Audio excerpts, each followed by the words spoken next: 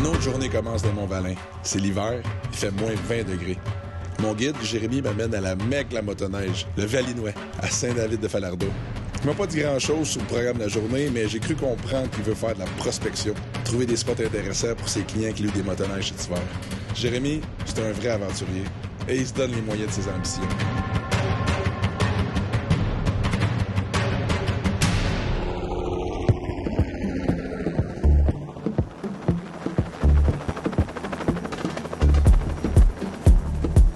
Où est-ce qu'on se trouve présentement? Là, présentement, au départ du Valinois. Oui.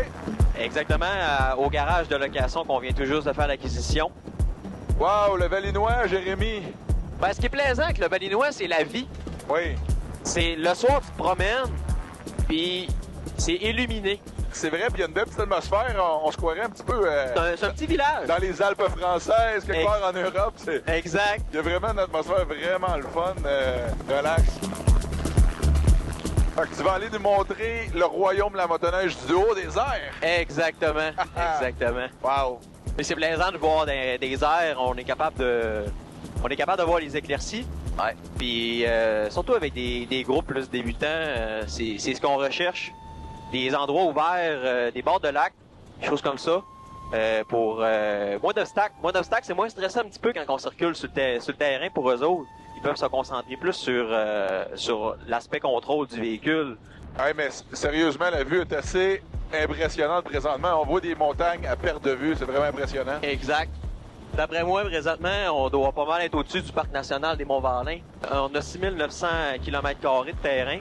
On a 140 km approximativement de terrain nous, on peut pas aller en motoneige. Dans le fond, c'est un territoire qui est protégé.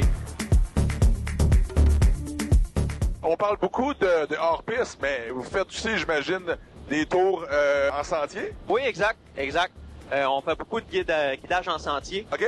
Tu vois, des Européens ou des touristes Oui. qui veulent avoir un guide, qui veulent pas nécessairement faire du chemin forestier ou sur des cartes fédérées, mais qui veulent voir des points de vue qui sont pas affichés sur les cartes. OK. Parce que c'est pas tous les endroits les plus intéressants qui sont affichés sur les cartes de la fédération. En fait, ils se concentrent vraiment sur les points importants. Oui. Puis les endroits qui appartiennent au club. Oui.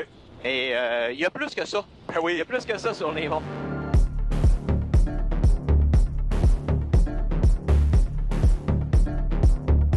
Jérémy, j'imagine que c'est une bonne chose aussi pour toi de faire du repérage comme ça parce que t'es la personne qui est supposée de connaître les lieux. J'imagine que c'est toujours bon de se rafraîchir la mémoire un petit peu comme ça avec les sentiers, les routes, etc. Ce qui se trouve alentour de nous présentement. Là. Ce qu'on aime, c'est circuler fréquemment, même dans les zones qu'on n'ira pas pour voir les quantités de neige. Ce qui est important, c'est le territoire change beaucoup au courant de l'hiver quand on circule. Il y a beaucoup d'arbres qui vont être présents, qui vont être gênants. Parce que dû à la quantité de neige, plus tard dans la saison, nos repères vont avoir complètement changé. Parce que les quantités de neige vont être plus élevées. Et il y a beaucoup d'arbres, mettons, qui étaient nos repères, autrement dit, qu'on voit juste plus, sont enterrés à 100%. Le territoire change beaucoup, fait qu'on aime beaucoup ça circuler sur le terrain pour être capable de toujours se faire des nouveaux repères. C'est tellement une bonne chose d'avoir justement un guide comme toi prend vraiment la sécurité à cœur parce qu'on s'entend, on veut éviter les blessures, on veut éviter les mauvaises expériences comme ça qui peuvent avoir des conséquences. Effectivement, mais c'est important d'encadrer le sport du mieux qu'on peut. Oui. Puis c'est important de connaître les points chauds aussi sur les lacs, les charges-décharges. Les lacs, ils se découlent tous un dans l'autre. Puis les embouchures, ben c'est tout le temps là où est-ce qu'il peut arriver des accidents. Ça gèle moins bien. L'eau est tout le temps en circulation. Il y a certains lacs aussi qui ont des rapides. Faut les connaître aussi, ces endroits-là. Jérémy, je t'avoue, c'est tellement plus grand que je pensais comme territoire. C'est vraiment impressionnant. C'est des montagnes à perte de vue. C'est quelque chose. Ah oui. On est vraiment chanceux. En fait, les Monts-Valin, ça vient du fait que c'est plein de petits vallons. Oui. C'est pas comme, par exemple, dans l'ouest où est-ce qu'il y a des gros cliffs. On est toujours à une altitude qui est relativement similaire. On est capable d'aller chercher du 984 mètres au plus haut sommet qu'on est capable d'aller chercher. Puis c'est les secteurs les plus enneigés aussi, les tops de montagne. Là, on se trouve présentement à l'auberge du kilomètre 31. Exactement.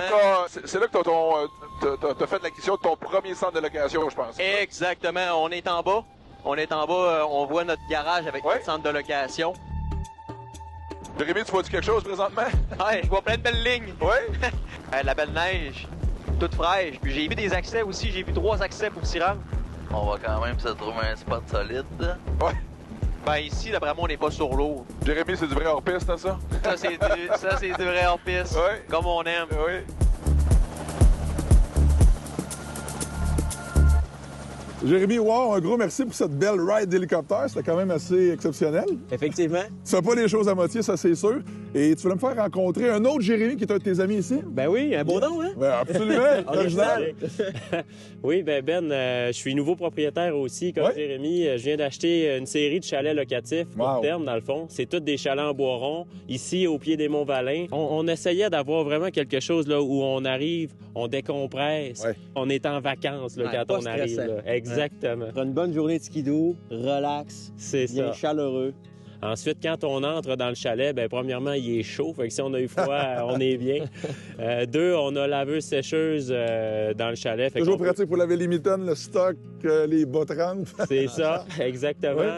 Les chalets sont fournis literie, serviettes, tout est propre, c'est clean, il y a une cuisine. C'est très, très chaleureux. Hein. Puis le bois, c'est exceptionnel, évidemment, le chalet en bois rond. C'est un paradis pour les sports d'hiver, finalement. Là. C'est à côté d'un magasin général aussi, fait que si t'as oublié quoi que ce soit, si t'as perdu ton miroir puis t'es plus légal, il y en a à côté.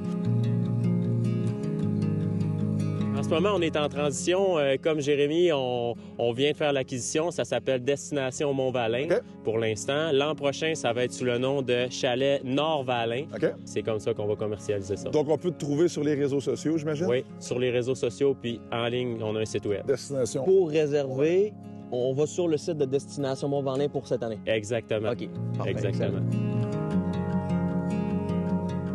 Jérémy, wow, quelle belle journée quand même on a eu, faut l'avouer, là, en hélicoptère. On était gâtés pas mal. Tu fais pas les choses à moitié, ça c'est clair. Nous autres, on s'en va du côté de la Côte-Nord, mais juste avant, tu nous as proposé un endroit, je pense, à la frontière du Saguenay-Lac-Saint-Jean. Exact. De la Côte-Nord. Exact, au domaine Nord-Piste. OK. Vraiment une belle place. Ils ont de la nourriture excellente. Ah ouais? Ils ont de l'essence, ils ont de l'accommodation aussi. On aime si ça. vous voulez de l'hébergement. Vous allez adorer côté western. OK? Un petit Vraiment. look, là, il y a une petite vibe, là. Ah ouais, All right, on se prépare. Donc, hey, Jérémy, écoute, faut que je te remercie. Ça a été vraiment exceptionnel comme expérience. Merci à vous autres. On se revoit bientôt. Yes. Bye bye. Bon, ben, je pense qu'il me faut un hélicoptère. Allez, Tu vas m'avoir coûté cher.